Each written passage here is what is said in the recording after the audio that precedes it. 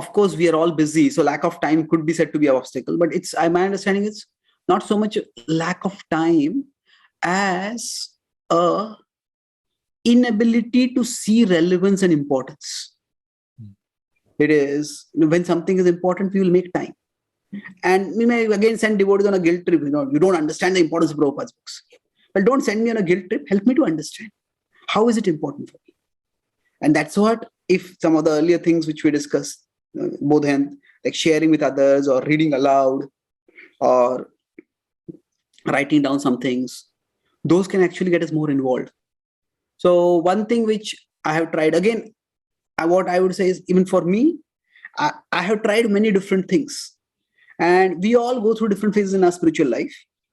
And it's not necessary that the same thing will work at different times. So at one time in my life, I was extremely busy. Of course, the mind will say we're always busy. But I was busy. So what I did was that I used to, every morning when I would wake up, first thing I would do is just go to one purport and read it aloud. Even if I'm lying in my bed, even if I'm not even taken off my blanket or something like that, just pick up the phone and read. The phone makes it easy. Normally we say don't keep your phone next to you. And that's also helpful if you're going to go on social media and start surfing. But just the activity of, and especially reading a purport aloud. And if it's wrong purport, don't even read it full. I find that even 5 minutes of reading aloud, it actually removes tamoguna a lot. And this is the advantage of the Bhagavad Marga. We cannot worship the deity in our bed without bathing, without cleaning ourselves. But the Bhagavad Marga is we can do anywhere. Now, many of us hear classes, and that is wonderful. And many of us may hear audiobooks also, which is also a very powerful resource. But ourselves reading things aloud, that engages us so much. I find that one of the most powerful ways to get rid of the tamas in the morning. To break free from the tamas and really become enlivened. So if we can't do anything else, if we really don't have time, just make this 5 minutes in the morning. You don't even have to complete one purport. Just read something aloud for 5 minutes. And that itself will help us. We'll see the potency. We'll see the potency, how it is giving me direction, giving me clarity, giving me energy. And that may inspire us to read more also.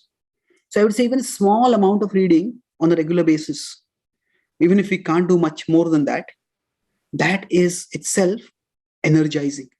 And then as we start realizing the importance and relevance, whenever we find time, we will use it.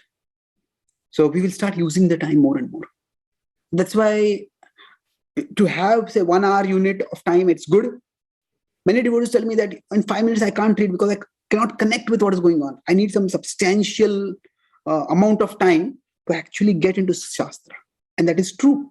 It is good to have that substantial amount of time. But when we don't have that time, then at that time, if we have just a few minutes, then to get into it, one way is to read it aloud. Read it aloud.